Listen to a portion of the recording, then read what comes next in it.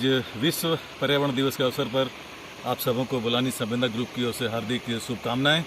आज इस अवसर पर बुलानी संवेदना ग्रुप ने, आप देख रहे हैं जो मेरे पीछे नदी है, ये कारो रिवर है। इस रिवर के कैचमेंट और बेसमेंट एरिया में कुछ वृक्षारोपण किया है हम सबों ने। इसका कारण ये है कि नदी जब बहती है और उसमें जो बहाव आता है पानी का, वो मिट्टी को काटता हुआ आगे बढ़ता है। तो उसको बचाने के लिए, मिट्टी की सुरक्षा के लिए हम सबों ने कैचमेंट एरिया में वृक्षारोपण किया। इसका मतलब कि वृक्षों की जड़ें जो हैं वो मिट्टी को बचा के रखेंगी और नदी का जो पानी है वो उस पेड़ों को नमी देगा, मॉइस्चर देगा। तो ये सहभागिता है उनके जीवन की। नदी और वृक्ष एक दूसरे के परिपूरक हैं और उस बीच हम आ जाते हैं इंसान। हमारी सांसों का जो कार्यक्रम है, कारोबार है, ये इन दोनों से चलता है।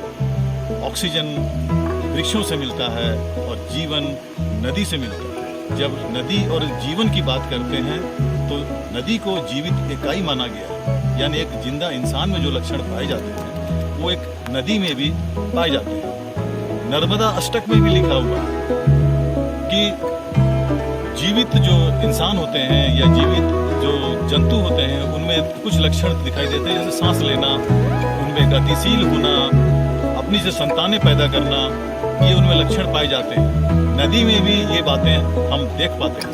नदी का पानी बहता है, नदी का पानी सांस लेता है, यानी हम नदी का पानी बहते हुए जितनी अटखेलियाँ लेता है उसका ऑक्सीकरण उतना ज़्यादा होता है। और रही बात संतानें पैदा करने का, तो नदी शाखा प्रशाखा नदी बनाते चलती है, यानी अपने संतानों को बिखेरते चलती है हमारे जीवन की। चाणक्य ने भी कहा है कि नदी वेगेन शुद्धति, यानी नदी जितनी वेग से बहेगी वो अपना शुद्धिकरण उतना ज़्यादा करती चलेगी।